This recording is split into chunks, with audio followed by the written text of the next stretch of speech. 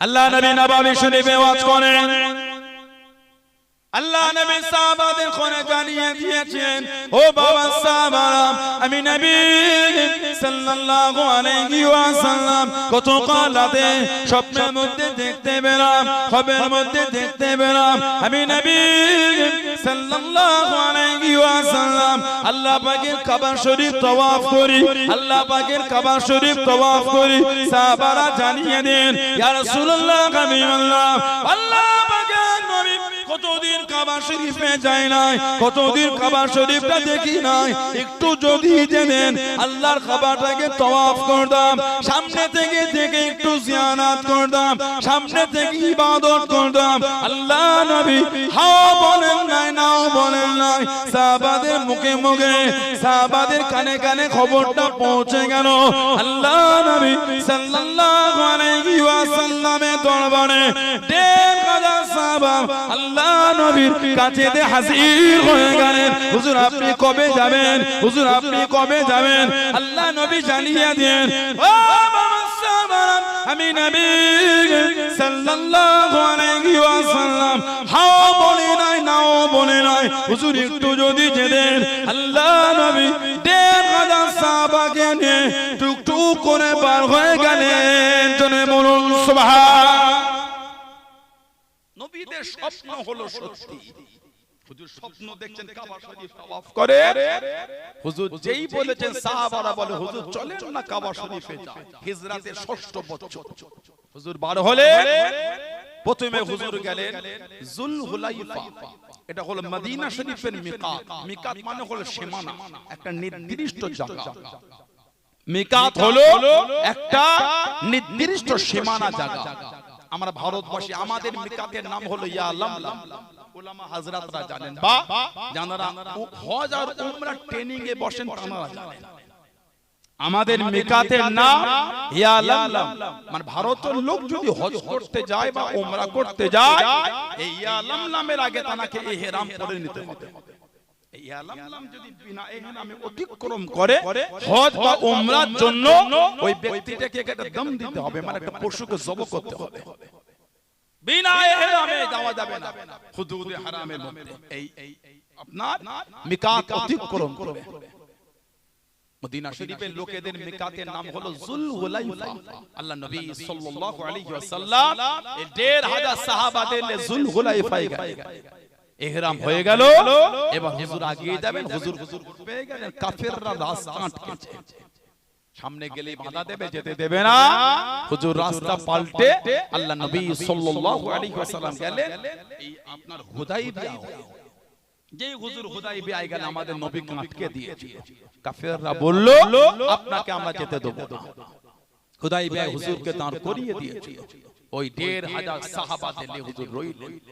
আল্লাহ নবী সাল্লাল্লাহু আলাইহি ওয়াসাল্লাম কোনো উপায় না পেয়ে, কাফেররা কোনো যখন কাজেই আসছে না, কোনো আলোচনায় বসে না, হুজুর সাল্লাল্লাহু আলাইহি ওয়াসাল্লাম আল্লাহ পাকের হুকুম হযরত ওসমান গনি রাদিয়াল্লাহু আনহুকে হুজুর মক্কা শরীফে পাঠালেন, যাও তুমি কি একটু মক্কা শরীফে ওই ইহুদিদের আর কুরাইশদের নেতাদের একটু বুঝাও, ওরা যেন আমাদের এই সফরটা ছেড়ে দেয়।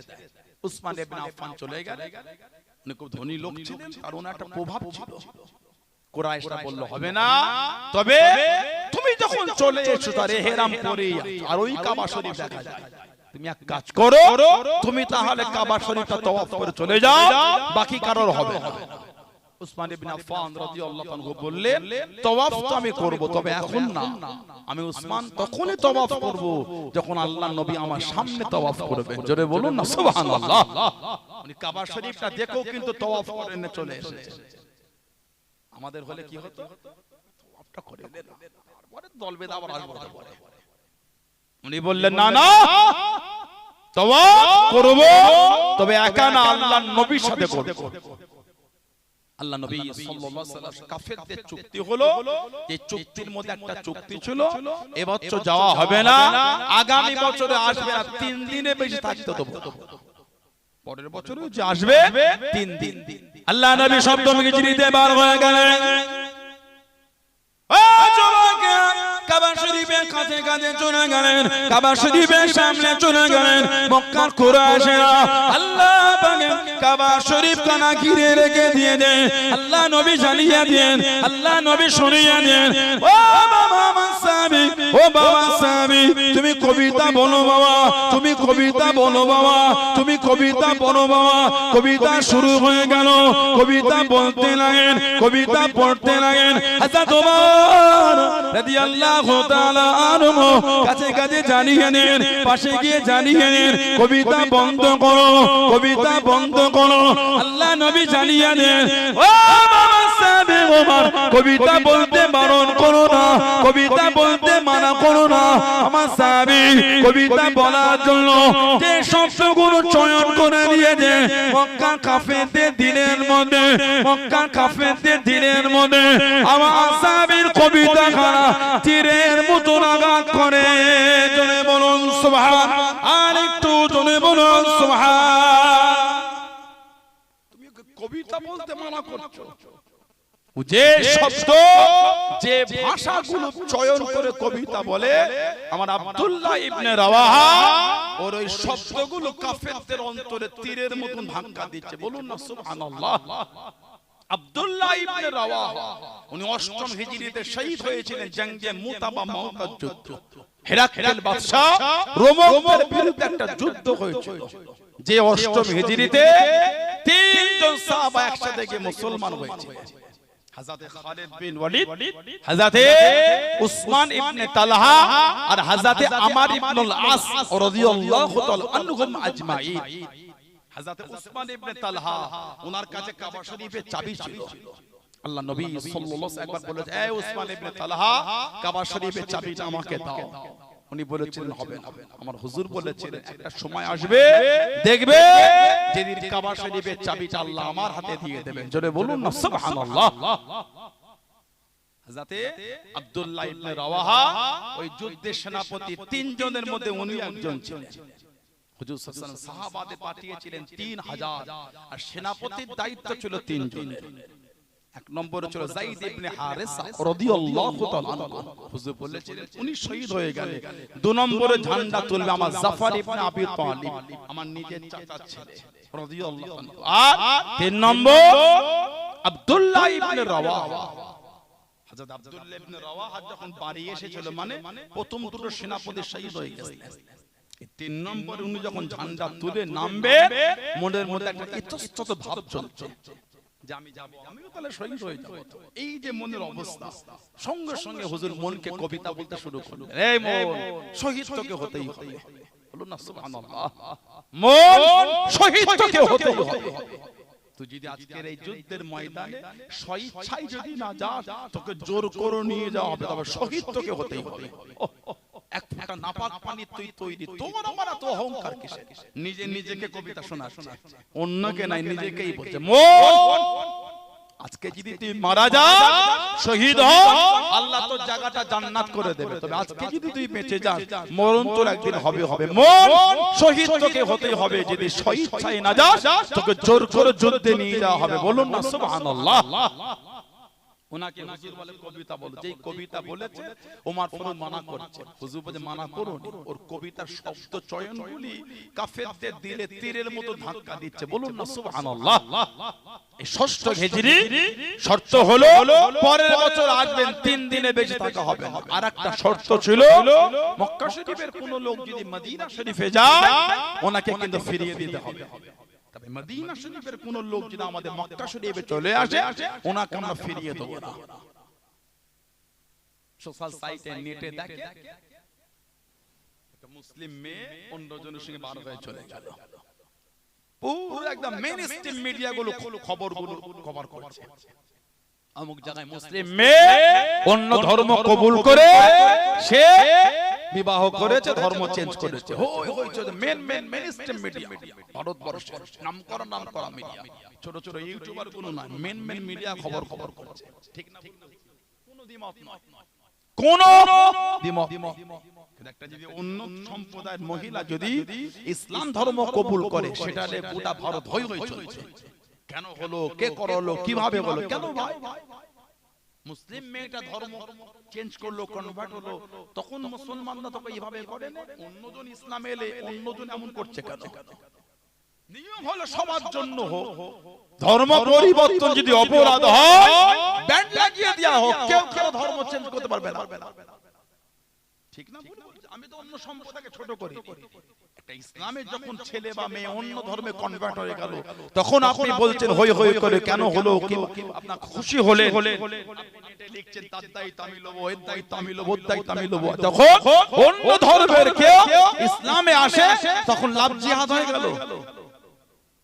ঠিক বলছি না ভুল বলছি? তখন লাভ জিহাদ হয়ে গেল। কই আমরা তো বলিনি লাভ জিহাদ? যখন মুসলিম মেয়েটা অন্য ধর্মে চলে গেল, মুসলিম ছেলেটা অন্য ধর্মে গেল, ইসলাম ধর্মের অনুসারী মুসলমান, নিয়ম হলে সবার জন্য হোক, আইন হলে সবার জন্য হোক, আমাদের জন্য শুধু কেন হবে? আমিও ভারতের যতটা অধিকার রাখি আপনিও রাখেন, যতটা আপনি ভারতের অধিকার রাখেন আমিও রাখি। এখন বললে আমার দোষ হয়ে গেল। আপনি আপনারটা বলতে পারেন, আমি আমার বলতে পারি না। আপনাদের মধ্যে আপনার কিছু বলেছে অভদ্র হয়ে, আমাদের মধ্যে আমরা অভদ্র হয়ে বলবো, সভ্য হয়ে বলবো।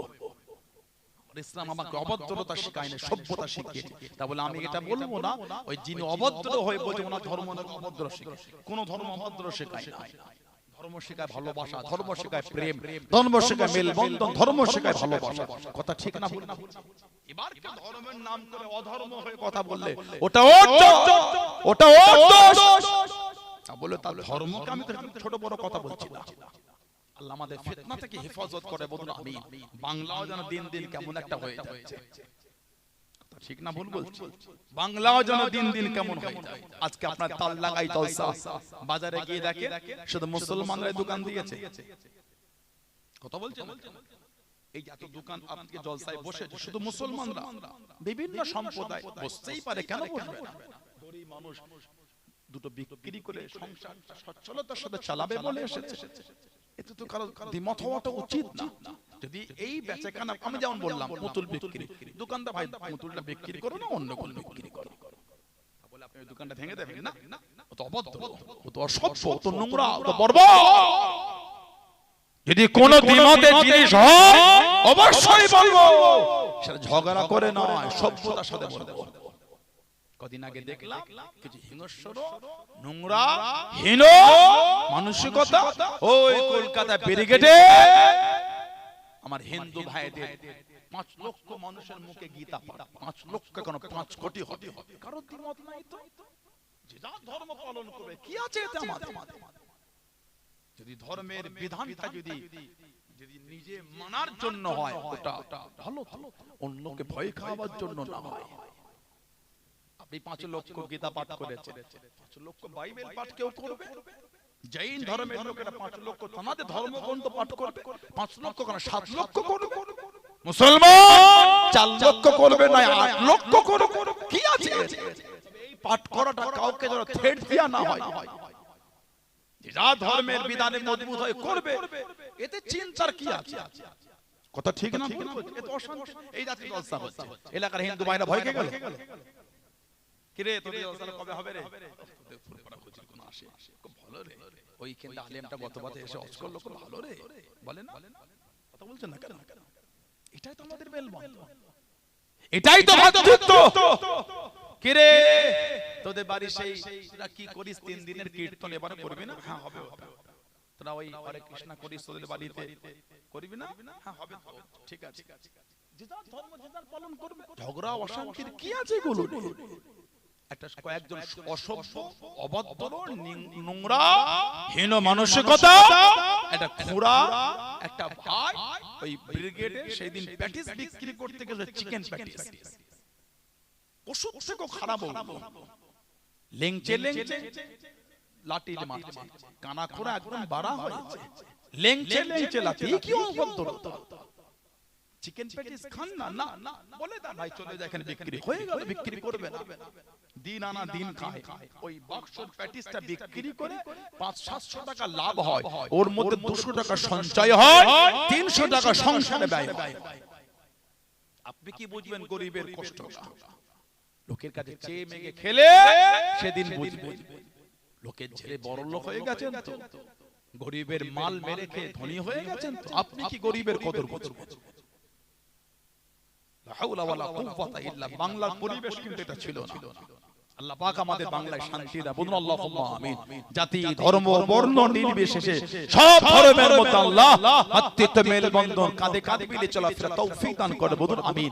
জলে বলেন আল্লাহুম্মা আমিন। আমরা শাস্তি দাবি জানিয়েছি, বিভিন্ন মহল থেকে হিন্দু ভাইরা এরপর আন্দোলন তুলেছে।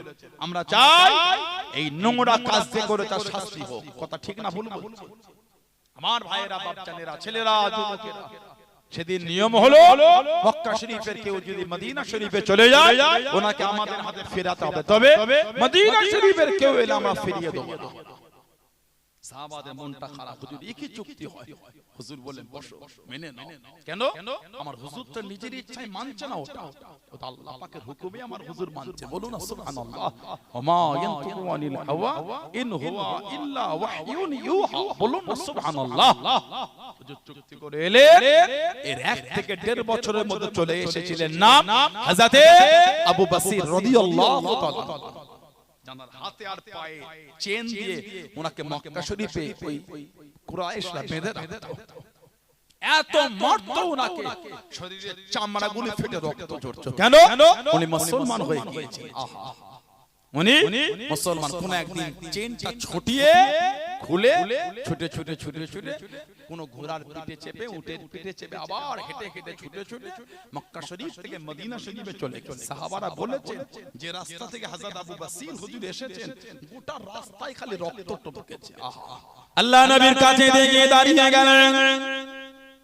ও যুবকেরা, ও আমার মুনব্বী বাদানেরা, মায়েরা, বোনেরা, মগিয়াম, আল্লাহ নবী সাল্লাল্লাহু আলাইহি ওয়াসাল্লামের কাছে দেখে দাঁড়িয়ে গেলেন। আসসালামু আলাইকুম ইয়া রাসূলুল্লাহ, হাবিবাল্লাহ। আল্লাহ নবী সালামে জবাব খানা দেন, আল্লাহ নবী উত্তর খানা দেন। আল্লাহ নবীর কাছে দাঁড়িয়ে দাঁড়িয়ে জানিয়ে দেন, ইয়া রাসূলুল্লাহ, হাবিবাল্লাহ। আল্লাহ পাকের নবী সাল্লাল্লাহু আলাইহি ওয়াসাল্লাম, আমি আবু বসির, আমাকে বড় কষ্ট দেয়, আমাকে বড় দুঃখ দেয়, চেন দিয়ে বেঁধে রাখে, শিকল দিয়ে বেঁধে রাখে। আমি মক্কা শরীফ থেকে চলে এসেছি, আর আমি মক্কা শরীফে যাব না, আর আমি মক্কা শরীফে ফিরবো না, সব রেখে চলে এসেছি। ইয়া রাসূলুল্লাহ, হাবিবাল্লাহ। আল্লাহ পাকের নবী, ওরা আমাকে বড় কষ্ট দেয়, ওরা আমাকে বড় মারে। আল্লাহ নবীর নূরের চক্ষু থেকে টপ টপ করে পানিটা গড়িয়ে গড়িয়ে চলে যায়। আল্লাহ নবী কানে, হযরত আবু বসিরও কানে। কিছুক্ষণের মধ্যে পিছনে দুজন কুরাইশ দাঁড়িয়ে গেল। ও হযরত মুহাম্মদ সাল্লাল্লাহু আলাইহি ওয়াসাল্লাম, আবু বসির আমাদের মক্কা শরীফ থেকে চলে এসেছেন, ওকে আপনি ফিরিয়ে দেন, ওকে আপনি আমাদের হাতে দিয়ে দেন। হযরত আবু বসির কানেন, ইয়া রাসূলুল্লাহ, হাবিবাল্লাহ। আল্লাহ পাকের নবী, হুজুর আমি আর যাব না, হুজুর সব রেখে চলে এসেছি, হুজুর আমি আর ফিরবো না। আল্লাহ নবী নূরের চোখ ভরা পানি কেঁদে কেঁদে জানিয়ে দেন, ও আবু বসির, চলে যাও, চলে যাও, আমি নবী তোমায় রাখতে পারবো না, আমি নবী তোমায় জায়গা দিতে পারবো না, চলে যাও, চলে যাও, আমার দরবার থেকে তুমি চলে যাও। কুরাইশ দুজন জানিয়ে দিল, ও হযরত মুহাম্মদ সাল্লাল্লাহু আলাইহি ওয়াসাল্লাম, আপনি যে জবান দিয়েছেন, আপনি যে ওয়াদা করে দেন, মক্কা শরীফে কেউ চলে গেলে আমি নবীটাকে ফিরিয়ে দেব। আবু বসির আমাদের মক্কা শরীফ থেকে চলে আসে, আল্লাহ নবীর নূরের চক্ষু দেখে টপ টপ করে পানিটা গড়িয়ে গড়িয়ে চলে যায়। আল্লাহ নবী জানিয়ে দেন, ও আবু বসির, চলে যাও, চলে যাও, আমি নবী তোমায় জায়গা দিতে পারবো না, আমি নবী তোমায় আঁকতে পারবো না। ইয়া রাসূলুল্লাহ, হাবিবাল্লাহ সাল্লাল্লাহু আলাইহি ওয়াসাল্লাম, হুজুর বিয়াদি মাফ করুন, গুস্তাখিটা ক্ষমা করুন, যাব বলে আসি না হুজুর, থাকবো বলে এসেছি, হুজুর আমি আর যাব না হুজুর, আপনার কাছে থাকবো হুজুর। ওরা আমাকে বড় মারে, ওরা আমাকে বড় কষ্ট দেয়, চেন দিয়ে বেঁধে রাখে, শিকল দিয়ে বেঁধে রাখে। আল্লাহ নবী চোখ বড় বানিয়ে হুজুর আমার জানিয়ে দেন, ও বাবা আবু বাসির চলে যাও, আমি জায়গা দিতে পারবো না। হযরত আবু বাসির টুকটুক করে চলে যায়, ফিরে ফিরে কাঁদে। আল্লাহ নবী জানিয়ে দেন, ও বাবা আবু বাসির আমি নবী জানিয়ে দিলাম, আমার তরফ থেকে একদিন তুমি দাওয়াত খানা পাবে। জোরে বলুন সুবহান, আর একটু জোরে বলুন সুবহান। শুধু এসে হুজুরের দরবারে দাঁড়িয়ে সেই মক্কা শরীফ হেঁটে হেঁটে ছুটে ছুটে হুজুরের দরবার। কিতাবে এসেছে যে রাস্তা দিয়ে মদিনা শরীফে ঢুকেছে, গোটা রাস্তায় খালি রক্ত টপকেছে। হুজুরের কাছে দাঁড়িয়েছে কাফের এসে গেছে, হুজুর এই হযরত মুহাম্মদ সাল্লাল্লাহু আলাইহি ওয়া সাল্লাম আপনি তো জবান দিয়েছেন আমাদের উপরে। হুজুর পাঠিয়ে দিলে যে আমার নবীর নূরের চোখের আড়াল হলো। আল্লাহ নবী সাল্লাল্লাহু আলাইহি ওয়াসাল্লাম কাঁদতে কাঁদতে জমিনে বসে পড়েছে। হুজুরের নূরের চোখ দিয়ে খালি টপ টপ করে পানি ঝরছে। আহা, সাহাবারা বলে হুজুর আমাদের চোখের সামনে থেকে আমাদের ভাইকে নিয়ে চলে গেল। হুজুর কাঁদছেন আর বলছেন, আমি নবী তো ওয়াদার খেলাফ করতে পারবো না, কষ্ট তো আমারও হয়, কিন্তু আমি নবী তো ওদের জবান দিয়েছি।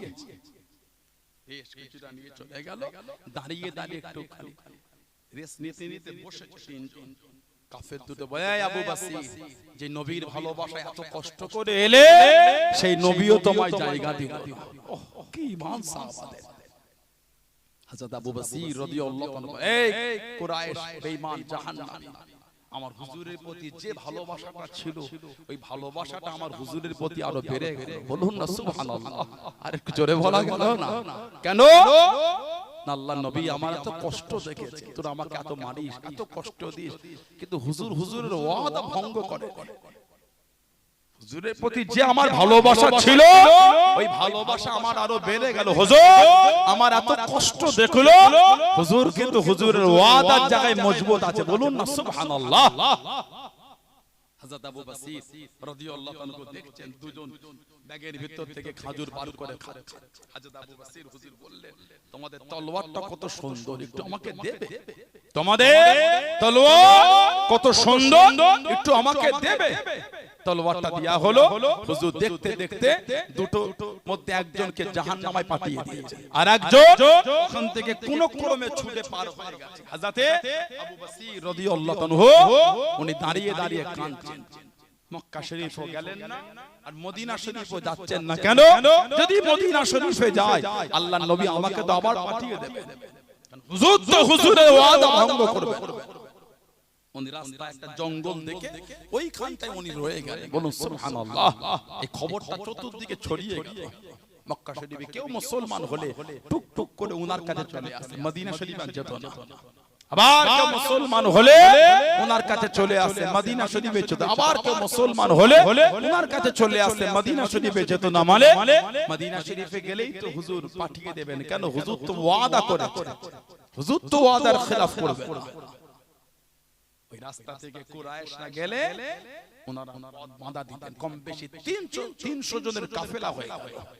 এসে এসে এসে এসে 300 জন এই মক্কা শরীফের কে ব্যবসায় গেলে পথে বাঁধা দিতেন। কুরাইশরা আমার হুজুরকে চিঠি লিখতেন, আপনি ওদের বলে দেন ওরা যেন আমাদের পথ না আটকায়, ওরা যেখানে ইচ্ছা যাও, আমাদের কোনো বাধা নাই, তবে আমাদের রাস্তা ওরা না আটকায়। হুজুর এই চিঠিটা ওনাদের কাছে পাঠালেন, যাও ওদের বলে দাও কুরাইশদের ব্যবসায় যেন এনারা বাধা না হয়। কিতাবে এসেছে ওই গাছের পাতা ছিঁড়ে ছিঁড়ে খেতে। আহা, সাহাবারা গাছের পাতা ছিঁড়ে খেতেন, কষ্ট করে জীবন কাটাতেন। আর গভীর রাত্রিরে হযরত আবু বসির রাদিয়াল্লাহু তাআলা ওই পাহাড়ের চূড়ায় উঠে মদিনা শরীফের দিকে বসে ঝরঝর করে কাঁদতেন আর বলতেন, আল্লাহ হুজুরের ডাকটা যে কবে আমার কাছে আসে। ওহ বলুন না সুবহানাল্লাহ। সারা দিন কাজ কাম করতে, আবার রাত হলে ওই পাহাড়ের চূড়ায় উঠে মদিনা শরীফের দিকে দেখতেন আর কাঁদতেন আর বলতেন, আল্লাহ আমার হুজুরের ডাকটা এখনো এলো না, আমার হুজুর যে আমাকে বলেছেন হুজুর আমাকে দাওয়াত পাঠাবেন। এইভাবে নিজের জীবন থেকে একটা একটা করে দিন অতীত করে আবার রাত হলে পাহাড়ের চূড়ায় গিয়ে কাঁদতেন।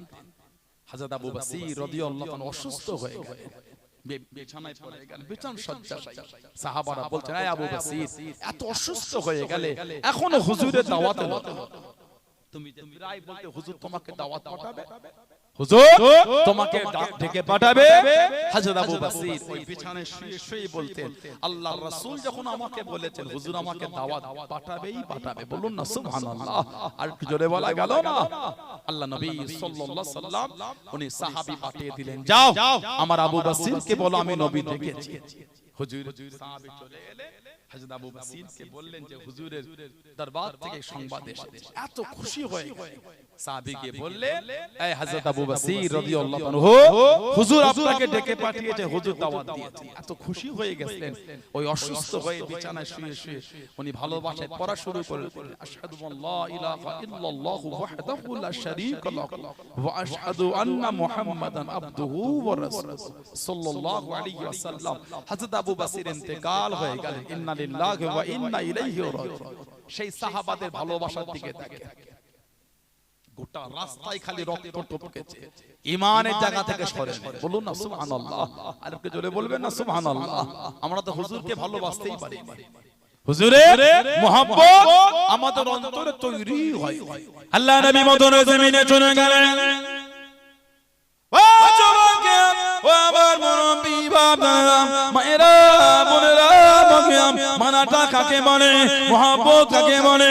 আল্লাহ আল্লাহ রাসূলকে কারা মেনে দে, আল্লাহ আল্লাহ রাসূলকে কারা ভালোবেসে, আল্লাহ নবী সাল্লাল্লাহু আলাইহি ওয়াসাল্লাম ইসলামের প্রথম যুদ্ধ দ্বিতীয় হিজরিতে চলে গেলেন। মাত্র 313 জন সাহাবা, আল্লাহ নবী সাহাবী হযরত হাবিব বিন ইয়াসাব, হযরত হাবিব বিন ইয়াসাব রাদিয়াল্লাহু তাআলা আনহু যুদ্ধ করতে করতে হুজুরের পিঠে কাঁধে একটা তলোয়ারের আঘাত হয়ে গেল, একটা তলোয়ারের আঘাত পড়ে গেল। ও যুবকেরা, ও আমার মুরব্বি বাবারা, মায়েরা, বোনেরা, বগিয়া, হুজুরের হাত কাটা কেটে চলে গেল, চামড়া ছোলা শুরু হয়ে গেল। হযরত হাবিব বিন ইয়াসাব রাদিয়াল্লাহু তাআলা আনহু হুজুরের জমিন থেকে চলে যায় না, হুজুরের জমিন কানা ছেড়ে চলে যায় না, হাতটা কেটে চলে চামড়া কানা থেকে আজে।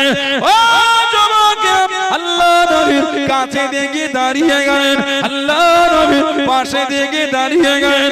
আল্লাহ নবী হযরত হাবিব বিন ইয়াসাব রাদিয়াল্লাহু তাআলা আনহুর হাতটাকে লাগিয়ে দেন, আল্লাহ নবী ফু দিয়ে দেন, আল্লাহ নবী দান করে দেন, আল্লাহ নবী দোয়া করে দেন। আল্লাহ পাকের হুকুমে যেমন করে সুস্থ শরীর সেরকম হয়ে গেল। জোরে বলুন সুবহান, আর একটু জোরে বলুন সুবহান। মসজিদে নামাজে যায়, ওযু করে ওই রাস্তায় ছোট্ট পাড়া ইট উঁচু হয়েছে, ঠোক করলে গেছে, 5 মিনিট পায়ে পানি দিয়ে দিয়েছে, আর মসজিদে গেল না, খড়িয়ে করে ঘরে ওই ওয়াক্তের নামাজটাই পড়ল না। একটু হ্যাঁ দেন, ঠিক বলছি না ভুল বলছি? নামাজ ওই ওয়াক্তের নামাজই হলো, আর ওনার এই হাতটা কেটে ঝুলছে, ময়দান ছাড়ছে না। সুবহানাল্লাহ, ওনার এই হাতটা কেটে ঝুলে গেছে। হাবিব বিন ইয়াসাব রাদিয়াল্লাহু আনহু হুজুরের সামনে গেলেন, হুজুর দোয়া করলেন, এই কাটা অংশটাকে তুলে যেখান থেকে কেটেছে ওইখানে হুজুর জুড়িয়ে ফু দিয়ে দিয়েছেন। আল্লাহ পাকের হুকুম সুস্থ হয়ে গেল, বলুন সুবহানাল্লাহ। শুধু সুস্থ হননি, তারপর আবার যুদ্ধ করেছে। যে কাফের হুজুরের ওইখানটায় আঘাত করেছে, ওই কাফেরকে উনি কতল করে জাহান্নামে পাঠিয়েছেন। যারা বললেন না, আমাদের সমাজে এক শ্রেণীর লোক বলে যে অন্য ধর্মের হলে কাফের, আর কাফের মানে তার উপর অত্যাচার। না, আপনি ইসলামকে বিকৃত করেছেন, ইসলাম বিকৃত করেছেন। বাংলাদেশের, পাকিস্তানের, লন্ডনের, আমেরিকা, বিভিন্ন দেশের কোন লোক যখন আমার দেশে আসে, ভিসা, পাসপোর্ট ক্রস করে, কাস্টম ক্রস করে যখন আসে, সেই ব্যক্তিটাকে আমরা কি বার করে দিই? আমাদের দেশের বিএসএফ, বর্ডার সিকিউরিটি ফোর্স যারা আছেন, তারা কি তারাকে অ্যারেস্ট করে না? কেন? তার ডকুমেন্ট আছে, পাসপোর্ট আছে, ভিসা আছে, তার পারমিশন আছে। যখন কেউ অবৈধভাবে আসে, তাকে কি করে? বললে অ্যারেস্ট করে না, শাস্তি দেয় না, জেলে ভরে না, কেন বললে? এর বিনা ডকুমেন্টস, এর কোনো কাগজপত্র না। ইসলাম ওটাই বলেছে যে আমার ধর্মকে আঘাত করতে আসবে তার বিরুদ্ধে তুমি রুখে দাঁড়াও। সমস্ত অন্য ধর্মের লোকেদের উপরে ইসলাম আক্রমণ করার হুকুম দেয় না। তাই যদি হতো আল্লাহ নবী সাল্লাল্লাহু আলাইহি ওয়াসাল্লাম ফতে মক্কা 8ম হিজরি একটা কাফের আর ইহুদিকে বাঁচিয়ে রাখতেন। কাবা শরীফের সামনে ইসলামের ঝান্ডা উড়িয়েছিলেন, একজনকে হুজুর বাঁচাতেন। হুজুর তো রহমতের নবী, দয়ার নবী। হুজুর তো নিজে ওই ইহুদি কুরাইশ মহিলার গাঁটলিটা হুজুর নিজে মাথায় করে বয়ে দিয়েছিলেন। জোরে বলে, আরেকটু জোরে বলা গেল না? হুজুর ঘুরছেন ফতে মক্কার পরে, দেখছেন বুড়ি মহিলা ওই গাঁটলি নিয়ে কোথায় যাবে? মা কি খবর? না শুনেছি আব্দুল্লাহ বেটা মুহাম্মদ সাল্লাল্লাহু আলাইহি ওয়াসাল্লাম উনাকে মক্কা জয় করে নিয়েছে, ও তো বড় অত্যাচার করে শুনেছি। আব্দুল্লাহ বেটা মুহাম্মদ সাল্লাল্লাহু আলাইহি ওয়াসাল্লাম লোককে কষ্ট দেয়, লোককে মেরে ফেলে, ওর ভয়েতে আমার সমাজের লোক সব চলে গেছে, আমি আর যেতে পারি না। হুজুর বলে, মা আমি কি আপনাকে আগিয়ে দেব? মহিলাটি বলে, কি বাবা তুমি আমাকে মা বললে, একটু আগে দাও। হুজুর এই গাঁটলি টানিয়ে দিলেন। আহা, রহমতের নবী ইহুদি মহিলার গাঁটলি বইছে। জোরে বলে, আমরা তো নিজের বাপের ব্যাগ বইতে চাই না। হুজুর মানা বললে মানা হয়ে গেল, নাজাত বললে নাজাত। জুম্মার দিন নামাজ পড়ে আল্লাহর ওলি হয়ে গেলেন নাকি আপনি? নিজের বাপের ব্যাগ বইতে চাই না। বুড়ো বাপ রোদে সেই গাধামারা হাট থেকে সাইকেলের পিছনে আলুর বস্তাটা বেঁধে সাইকেল চালাতে পারে না, 3 জায়গায় খালি কেঁপে কেঁপে পড়ে যাওয়ার মতন অবস্থা। বুড়ো বাপ বাজার থেকে ব্যাগ নিয়ে মাল ভর্তি আর টানতে পারে না, হাত তুলতে ভারী হয়ে গেল, ঘেমে লেগে যাচ্ছে। চ্যাংরা ছেলেটা, যুবক ছেলেরা মাথায় বসে বন্ধুদের সাথে গল্প করার ফোনে ফেসবুক ঘাঁটে। তোমার নসিব পুরা নসিব তোমার। জান্নাত বললে জান্নাত, শুধু নামাজ পড়লে জান্নাত হয় না, বাপের খেদমত করলে আল্লাহ জান্নাত মিলায়। বলুন সুবহানাল্লাহ। নামাজ যেমন ফরজ, মা বাপের খেদমতটা আল্লাহ ইসলামে ফরজ করেছে। জোরে বল, আর কি জোরে বলা গেল না?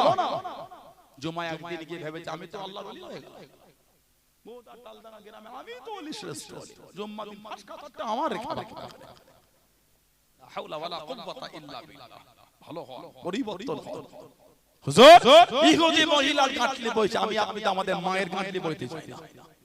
আল্লাহ নবী মাথায় করে যায়, ইহুদি মহিলা বলে একটু দাঁড়াও, রেস্ট নিয়ে নি। হুজুর মাথাতেই গাঁটলি, বলুন সুবহানাল্লাহ। হুজুর কিন্তু নামাচ্ছেন, আবার কিছুটা এগিয়ে গেল, গন্তব্য জায়গায় পৌঁছে দিল। হুজুর চলে আসবে, মেয়েটা বলে চলে যাবে, বিদায় বলে নামটা তো বলে যাও। হুজুর হেসে হেসে বলছে, মা আপনি যে আব্দুল্লাহর বেটা মুহাম্মদ সাল্লাল্লাহু আলাইহি ওয়াসাল্লামের ভয়ে চলে গেলে, আমি অন্য কেউ নয়, আমি সেই মুহাম্মদ সাল্লাল্লাহু আলাইহি ওয়াসাল্লাম। জোরে বলুন, আর কি জোরে বলা গেল না? হুজুরের আদর্শই ওইখানে থাকা সমস্ত মানুষ হুজুরের নূরের হাতে হাতে ঈমানের কালিমা পড়ে মুসলমান হয়েছিলেন। জোরে বলুন। আপনি বলছেন ইসলাম অন্য ধর্মের লোককে মারতে শেখায়, ইসলামকে বিকৃত করছেন কেন? ইসলামকে অপব্যাখ্যা করছেন কেন? আস্তাগফিরুল্লাহ। ইসলামকে মিসগাইড করছেন কেন লোকের কাছে? তাই হতো পৃথিবীতে এত যে মুসলমান কান্ট্রি আছে, আপনি দেখিয়ে দেন কত মুসলিমের উপর অন্যায় অত্যাচার হচ্ছে। কথা ঠিক বলছি না ভুল বলছি? দেখিয়ে দেন কেন মিসগাইড করছে? আমার ইসলাম তো আমাকে এতটা শিখিয়েছে, ইসলাম আমাকে তো এতটা জ্ঞান দিয়েছে। আবু দাউদ শরীফের রিওয়ায়াত, কোন মুসলমান যদি কোন অমুসলিমের মাল অন্যায়ভাবে ছিনিয়ে নেয়, কোন মুসলমান যদি কোন অমুসলিমের উপর অন্যায়ভাবে অত্যাচার করে, তার মাল ছিনিয়ে নেয়, আমার হুজুর বলেছে আল্লাহ কিয়ামতের ময়দানে ওই মুসলমানের বিরুদ্ধে ওই অমুসলিমের পক্ষ নিয়ে আল্লাহর আদালতে কিয়ামতে অমুসলিমের পাশে দাঁড়িয়ে মুসলমানের বিরুদ্ধে আল্লাহ রাসূল বলে আমি বিচার দেব। এটা হলো আমার ইসলাম। সুবহানাল্লাহ বলবেন। এটা হলো আমার হুজুরের আদর্শ। সুবহানাল্লাহ বললেন। আল্লাহ নবী সাল্লাল্লাহু আলাইহি ওয়াসাল্লাম বলেছে, এটা বুখারী শরীফের রিওয়ায়াত এসেছে, 76 হাদিস, বুখারী শরীফের রিওয়ায়াত। আল্লাহ নবী বলে, মান কাতালা মুআহাদা লাম ইয়ারা রাহিহাতাল জান্নাতি ওয়া ইন্না রিয়াহা তুজাদু মিন মাসিরাতি 40 আমান। আমার হুজুর বলে, যদি কোন মুসলমান চুক্তির উপর ভিত্তি করে, চুক্তি করে কোন অমুসলিমকে হত্যা করে, কতল করে, অন্যায় ভাবে কোন অমুসলিমকে হত্যা করে, আমার হুজুর আমাকে বলেছে ওই মুসলমানটা জান্নাতে যাওয়া দূরের কথা, জান্নাতের সুগন্ধটাও পাবে না। তারপরেই হুজুর বলছেন 40 বছরের রাস্তা, এত দূর থেকে জান্নাতের খুশবু পাওয়া যাবে। ওই মুসলমান যে অন্যায় ভাবে অন্য ধর্মের লোককে হত্যা করবে, মারবে, ওই মুসলমান জান্নাতে যাওয়া দূরের কথা, জান্নাতের খুশবুও পাবে না। আপনি বলেন হুজুর শিখিয়েছে অমুসলিমকে হত্যা করতে, কেন ইসলামকে মিসগাইড করে বোঝাচ্ছে লোকের কাছে?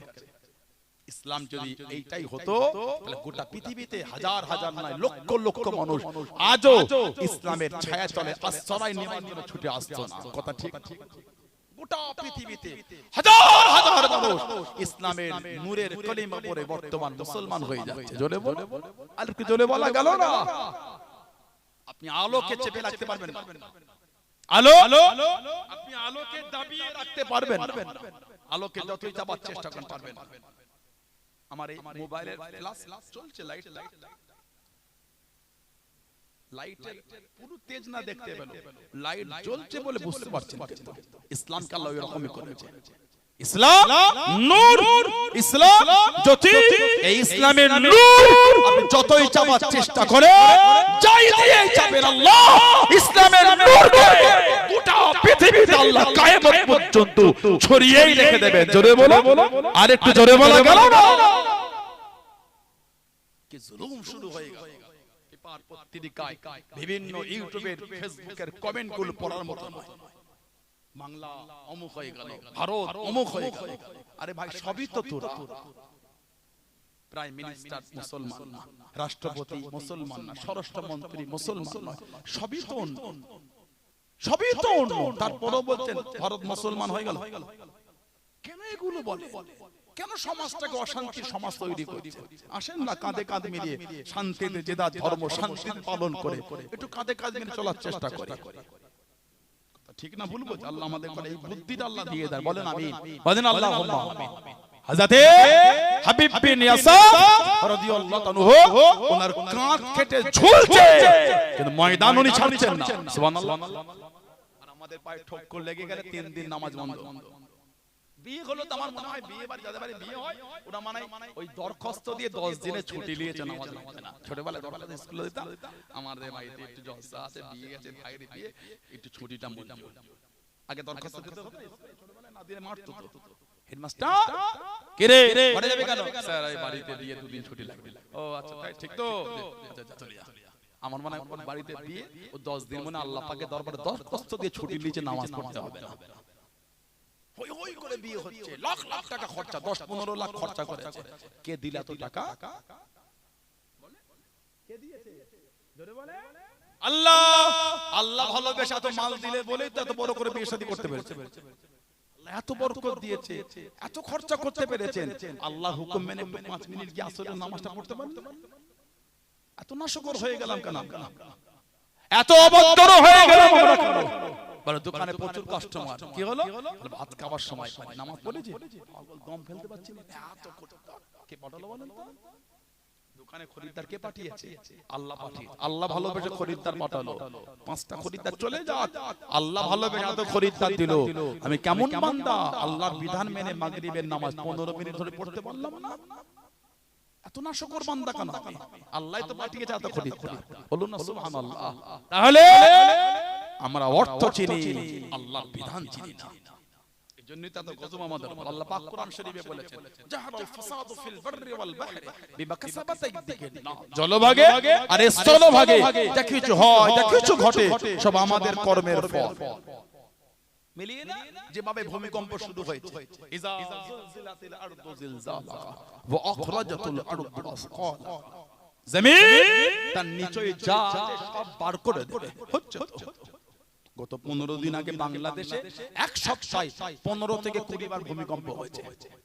কথা ঠিক না বলবো? আমার দেশে তো 2-3 বার হয়ে গেল। ভূমিকম্প কখন হয় জানেন? হাদিস শরীফের কিতাবে ব্যাখ্যা এসেছে, আল্লাহ নবী সাল্লাল্লাহু আলাইহি ওয়াসাল্লাম বলেছে মানুষ যখন আমানাতের মাল খায়ানাত করে তখন আল্লাহ ভূমিকম্প দেবে। যখন সমাজে জিনাটা আম হয়ে যায়, ফেসবুক খুলে দেখে রাস্তাঘাটে বেরোনোর মতো নয়। প্রকাশ্য রাস্তার ধারে মেন ওপেন রোডের গায়ে প্রকাশ্য উলঙ্গ হয়ে ছেলে মেয়েটা জিনা করছে। অন্যজন জানা যায় তাদের লজ্জা লাগে, ওদের লজ্জা লাগে না। ঠিক বলছি না ভুল বলছি? পার্কগুলিতে যেতে পারবেন না।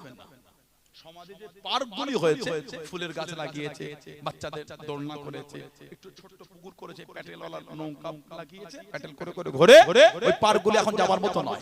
প্রকাশ্য জিনা চলছে। নাউজুবিল্লাহ জোরে বলতে পারেন না? এই চলে এলো ডিসেম্বর, শেষ হয়ে জানুয়ারি আসছে। আজকে ডিসেম্বরের কত তারিখ বলেন? আজকে ডিসেম্বরে হলো 10 তারিখ, 31 নাইট, 31শে ডিসেম্বর। আমাদের সমাজের আগে ছিল, এখন শুরু হয়ে গেছে। রাত 3টা অবধি ছেলেটা আর মেয়েটা উলঙ্গ হয়ে ঘুরছে, মানে ছোট ছোট পোশাক। ঠিক বলছি না ভুল বলছি? নাউজুবিল্লাহ। জানুয়ারি মাস সমাজে তাকাবার মতো না। জানুয়ারি মাস সমাজে ঘোরার মতো না। উলঙ্গ হয়ে জিনা করে ঘুরে বেড়াচ্ছে। পার্কগুলোতে গিয়ে দেখে এই একটা ছেলে একটা মেয়ে, ওই মেয়েটার পিঠে আরেকটা মেয়ে পিঠ ঠেকিয়েছে, সামনে আরেকটা ছেলে, ওই ছেলেটার পিঠে আরেকটা ছেলে পিঠ ঠেকিয়েছে, সামনে আরেকটা মেয়ে। এত স্বল্প জায়গায় 4-5 জন একসাথে বসে বসে 4-5টা দল হয়ে জিনা করে বেড়াচ্ছে। জোরে বলুন নাউজুবিল্লাহ, জোরে বলুন আস্তাগফিরুল্লাহ। জিনাটা এখন আমাদের সমাজে জিনা আম হয়ে গেছে। জিনা যখন সমাজে আম হবে, আল্লাহ নারাজ হয়, ভূমিকম্প দেবে। খোলেন হাদিস শরীফের কিতাব পড়ে দেখেন। একটাই কারণ, সমাজে অন্যায় বেড়ে গেছে। আল্লাহ নবী সাল্লাল্লাহু আলাইহি ওয়াসাল্লাম বলেছেন, আল হায়াউ শুবাতুম মিনাল ঈমান, লজ্জা যেটা ঈমানের একটা অংশ, ঈমানের একটা অঙ্গ। আমাদের সমাজের কিছু কিছু ছেলে আর কিছু কিছু মেয়ের লজ্জা নাই, ওদের ঈমানের ওই অঙ্গটা কম হয়ে গেছে। এতগুলি ভাই এখানে আছে, যেভাবে আমরা হাম্মাম, বাথরুম, গোসলখানায় যেভাবে শাওয়ার নিই, গোসল করি, আপনি এইভাবে এখানে কাপড় বদলাতে পারবেন বলে মনে হয়? কেন বলেন তো? লজ্জা লাগছে। যেভাবে টয়লেটে বসেন, বাথরুম না টয়লেট, আপনি যেভাবে যান, যেভাবে টয়লেট আপনি গিয়ে ব্যবহার করেন টয়লেটটাকে, আপনি এখানে ওইভাবে বসতে পারবেন? কেন? লজ্জা। ঈমান আছে আপনার। হুজুর বলেছে আল হায়াউ শুবাতুম মিনাল ঈমান, লজ্জা যেটা ঈমানের একটা অংশ, ঈমানের অঙ্গ। যার লজ্জা নাই, তার ঈমানের একটা অংশ, ঈমানের একটা অঙ্গ কম হয়ে গেল। আল্লাহ আমাদের লজ্জার উপর মজবুত থাকা তৌফিক দান করে, বলুন আমিন। আল্লাহ নবী সাল্লাল্লাহু আলাইহি ওয়াসাল্লাম বলেছেন, তোমরা দুটো জিনিসের গ্যারান্টি দাও, আমি রাসূল তোমাদের জান্নাতের জিম্মা নিয়ে নিলাম। জোরে বলে মাত্র দুটো। হুজুর এক নম্বরটা বলেছেন, তোমরা আমাকে তোমাদের জবানের গ্যারান্টি দাও।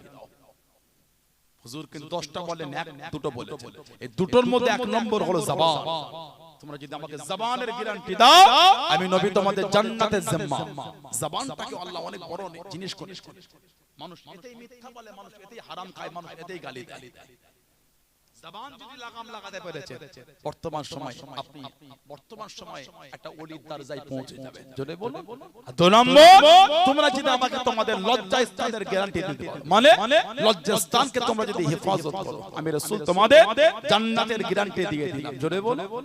আর কি জোরে বলা গেল না? আমার ভাইয়েরা, বাপজানেরা, ছেলেরা, যুবকেরা, মুরব্বিরা, নামাজি হয়ে যায়। ভাইয়েরা নামাজি হয়ে যায়। কে নামাজ পড়ে না পড়ে আমাদের দেখা দরকার নেই, আমি পড়ি, এই ঈমানের জায়গায় মজবুত।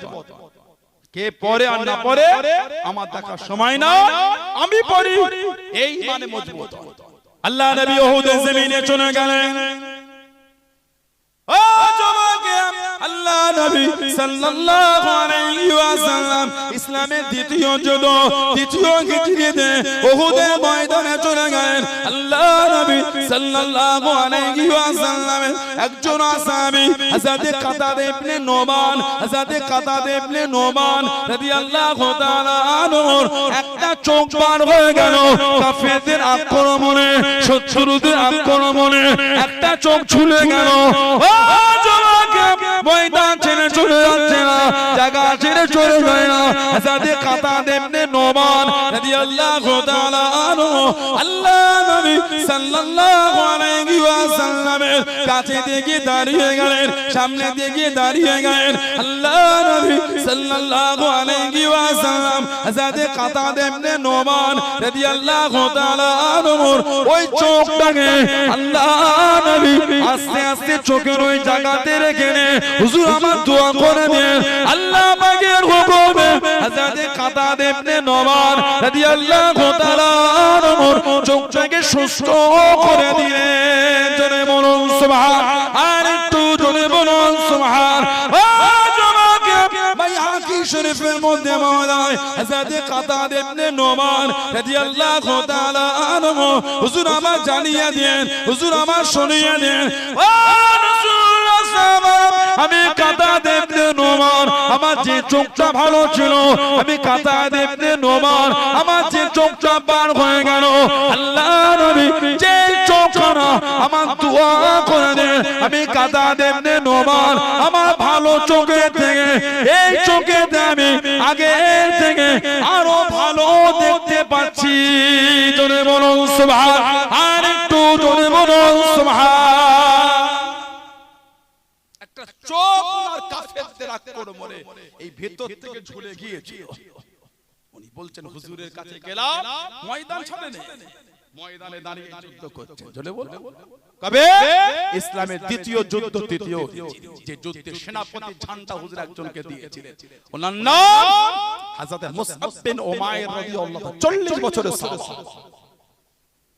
হযরত মুসআব বিন উমাইর রাদিয়াল্লাহু আনহু 40 বছর ওনার বয়স ঝান্ডা ওনার হাতে হুজুর দিলেন উনি আমার যুদ্ধের ময়দানে নেমে গেলেন ও যুবকেরা ও আমার মুরব্বি বাপ জানেন মায়েরা বোনেরা মগিরাম মালাটা কাকে বলে মুহাব্বত কাকে বলে আল্লাহ আল্লাহ রাসূল কে কেন মানেছেন তাস খেলাটার নাম মানানা জুয়া খেলাটার নাম মানানা লটারি কাটার নাম মানানা মদ খাওয়াটার নাম মানানা সুদ খাওয়াটার নাম মানানা ও যুবকেরা আল্লাহ রাসূল সাহাবী হযরত মুসআব বিন উমাইর রাদিয়াল্লাহু তাআলা যুদ্ধে ময়দানে নেমে গিয়ে চিৎকার দিয়ে আওয়াজ দিতে লাগলেন চিল্লে চিল্লে বলতে লাগলেন ওমা মুহাম্মাদুর রাসূল কদ খালাত মিন ক্বাবলিহির রাসূল চিৎকার দিয়ে জানিয়ে দেন যুদ্ধ করতে করতে কাফেরে দলেরা ডান হাত কানা কেটে দিল ওনাকে দমাতে পারলো না ওনাকে আটকাতে পারলো না ও যুবক যুদ্ধ ময়দান থেকে চলে গেলেন না যুদ্ধের ময়দানে আল্লাহ দ্বীনের জন্য ঝান্ডাখানা বাম হাতে করে তুলে নিয়ে যুদ্ধখানা চালিয়ে যায় যুদ্ধখানা করে যায় হযরত আমার রাসূলের সাহাবী আল্লাহ নবী সাহাবী হযরত মুসআব বিন উমাইর বাম হাত কানা কেটে দিল ওনাকে দমাতে পারলো না ওনাকে আটকাতে পারলো না ও যুবক ডান হাত কেটে দিল বাম হাত কেটে দিল দুটো হাত চলে গেল আল্লাহ দ্বীনের জন্য যুদ্ধে ঝান্ডা খানা দাড়ি টুকরি করে চিপে ধরে ঝান্ডা খানা তুলে আল্লাহ দ্বীনের জন্য যুদ্ধখানা চালিয়ে যায় জোরে বলুন সুবহান আর একটু জোরে বলুন সুবহান ডান হাত কেটেছে ঝান্ডা বাম হাতে ময়দান ছাড়ে নেই সুবহানাল্লাহ বল ময়দান কেরে নামাজ পড়লি দুদিন মাথা তুলতে পারছি না জ্বর হয়েছে দুদিন জ্বর মাথা তুলে নিতে তাহলে বল নামাজ কে বলল দাঁড়াতে পারেন না বসে পড়েন বসে পড়েন না শুয়ে পড়েন ইশারায় নামাজ পড়েন মনে মনে হাতটা বেঁধে যেন মনে করছেন আমি রুকুতে সুবহান রাব্বিয়াল আযীম সুবহান রাব্বিয়াল আযীম সুবহান রাব্বিয়াল আযীম সামিয়াল্লাহু লিমান হামিদা আল্লাহু আকবার সিজদা শুয়ে আছে কিন্তু মনে মনে হচ্ছে তাসবিহ জবানে পড়তে হবে সুবহান রাব্বিয়াল আলা সুবহান রাব্বিয়াল আলা সুবহান রাব্বিয়াল আলা আল্লাহু আকবার আবার সিজদা আল্লাহু আকবার সুবহানাল্লাহ নড়ছেন না কিন্তু মনে মনে হচ্ছে সিজদা ইশারায় পড়েন আল্লাহ পাক তো সুযোগ রেখেছে সুবহানাল্লাহ আজরে বলবেন না কিন্তু নামাজ না ডান হাত কেটে যে ঝান্ডা বাম হাতে আহা বলুন না সুবহানাল্লাহ ডান হাত কেটে বাম হাত কেটে যে দুটো হাত না হযরত মুসআব বিন উমাইর রাদিয়াল্লাহু তাআলা 40 বছরের সাহাবী হুজুরের সাহাবা সংখ্যা কম বেশি 1.5 লক্ষ এই 1.5 লক্ষের মধ্যে উনি একা 1.5 লক্ষের মধ্যে একা আল্লাহর দিনের জন্য এই কাটা হাত দিয়ে ঝান্ডাটাকে টিপে এই দাঁড়িয়ে থুতনির নিচে দিয়ে দাঁড়িয়ে দিয়ে বুকের মধ্যে চিপে ধরে মুখটাকে ঘুরিয়ে ঝান্ডা কাত করে তুলে তখনও দিনের জন্য যুদ্ধ করে যাচ্ছে। জোরে বলো, আর একটু জোরে বলা গেল না? হযরত কাতাদা ইবনে নুমান রাদিয়াল্লাহু তাআলা একটা চোখ ওনার ঝুলে গিয়েছিল কাফেরদের আক্রমণ করে ময়দান ছাড়ে হুজুরের কাছে দাঁড়িয়েছে। হুজুর ওই চোখটা তুলে চোখে রেখে দোয়া করলেন। উনি বলতে আল্লাহ চোখ ভালো করে দিয়েছে। উনি বলছেন যেটা ভালো চোখ ছিল ওটা চাইতে হুজুর যেটা হাত দিয়ে দোয়া করেছে আমি এটা তার ভালো দেখতে পাচ্ছি। জোরে বলো, আর একটু জোরে বলা গেল না? সেই সাহাবাদের জীবনী পড়েন তবেই তো মানা, তবেই তো ভালোবাসা।